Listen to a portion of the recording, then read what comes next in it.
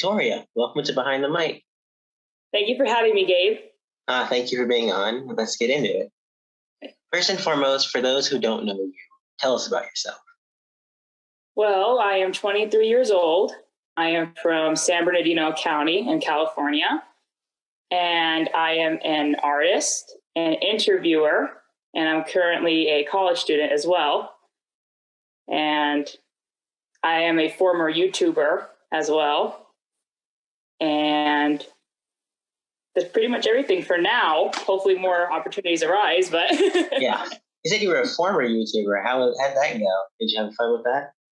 I did actually. My cousin and I, we had a little channel called Cousin's Corner, and we did it for about 2 years, I want to say. And then in October 2020, we stopped, but we did about 100 episodes. Wow. We did like little internet challenges. We even interviewed each other on there once. We did little cooking videos, all those kinds of things. But then school got really busy with him and with me as well, so it got kind of hard to do everything. Right. But we were doing it even through the pandemic, so it worked out pretty well for a little while. Yeah.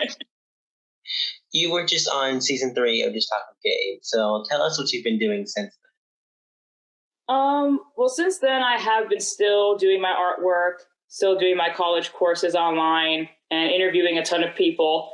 And I recently finished my screenplay that I actually talked about on your show, because back then I was still like in the writing process, but I have finished it now. Oh, congratulations.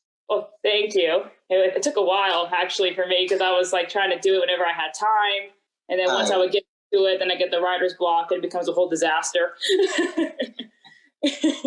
But then trust me, I know about writer's block, and it's not fun. Yeah. It was something I did not think was going to happen, because I thought I had the ending in mind already, but then it's building up to that ending. That's where I have like a difficult time with it. But now I'm trying to contact film studios, and then I was told you can't just go in there with your script. So I have to get an agent. So now I'm agent hunting. That's where I've been at with that. So that's actually been a harder process than I realized. I've just been it is kind of a hard process. Yeah, I've been just like emailing, calling, driving people crazy, and no one's answering me, so I don't know. What is your favorite thing about being an artist? Well, I know like for a lot of people, it's like the self-expression thing about it, which I think that is very true. But another thing that I enjoy about it is in terms of the entertainment industry. I've always just loved watching shows and movies and stuff, and knowing that being an artist, you have so many different choices and how to work in that. You could be an editor, you could do sound, all these different things. So what I love about it is the ability to work in that industry and to express myself in that. That's kind of the biggest thing about it for me. All right. And you said you were also an interviewer. Who has been your favorite person that you've interviewed? Oh, I don't like picking favorites. I know. I have to ask, The one that I usually say with this question is Abby Lee Miller, just because she was so different from everybody else that I had interviewed. But I feel like really bad just like picking a consistent favorite. So I would say that she's definitely up there. And Fred Olin Ray is really good too. He's one of my favorite film directors, and Michael Campion from Fuller House. So seriously, wow. Yeah, so I have a few that are like up there because of like my fandomness, with my fangirling problem. But those have been like my top 3. I'll do that, top 3 then. Okay, that works. Now, who would be someone that you would like to interview? Oh, let's see. How many people have I been spamming their inbox? I mean, we could go down a list of like all those Hollywood greats, like Joaquin Phoenix, Willem Dafoe, Robert Pattinson.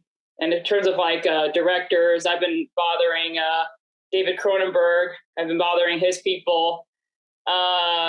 Musicians, I know that Big Time Rush got back together, so I'm trying to get them. They did? Yeah, they got back together about a month ago. They're going to do like a little tour. I did not know that. Yeah, they ended up putting like a random thing on their social media. So hopefully I can get them. That would be cool. That would be cool. because I've been a rusher since I was like 11 years old. I used to love that show when I was little. Oh, that's a great show. Yeah, it is. Right. What is your favorite show that you've been binging I'm gonna be one of those people and say like all those reality shows. So probably 90 Day. 90 Day Fiance is a big one. 90 Day Fiance, I ever watched that. I watched that more than I care to admit. Oh yeah, I'm part of the whole 90 Day Fiance universe, you know. Yeah. Like the 7 spin-off shows and everything. Oh yeah. Watching all those, and I'll admit I've been there since the beginning when it was just this humble little show, and then it became this whole entire franchise. It's crazy. All right. So, what 2 movies would you say that everyone in their lifetime has to see at least once? Oh.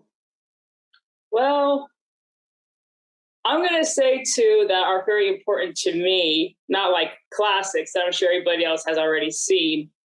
A big one would be the 1980 movie Xanadu. It's not one that a lot of people have even heard of. It's kind of one of those cult classics kind of thing. Right. It didn't get a lot of popularity, but it's a musical and it's a romance. And I still feel to this day, it's like the most romantic film. I think it's more romantic than like Notebook or Titanic.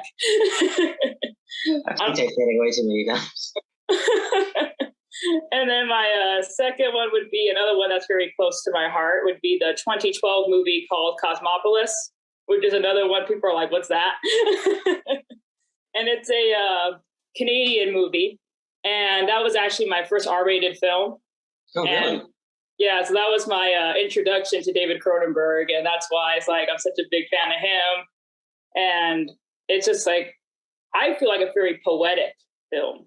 Like if you're like one of those film nerds, that's a film that you have to see because there's like such a minimalistic style in the filmmaking. It takes place primarily in this limo, but with the camera angles and the acting ability of all the cast, I just felt this is a very special movie, but yet no one like has ever seen it.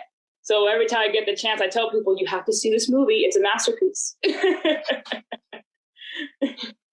Okay, now would you rather have a magic button that takes you to the future or to the past? I'm kind of like a future person. I've always liked movies that take place in the future and seeing how much things don't pan out the way that we thought that they would. Like we thought we should be flying cars by now, and we don't have that. Like a flying car. Yeah. So those. We'll get that one day.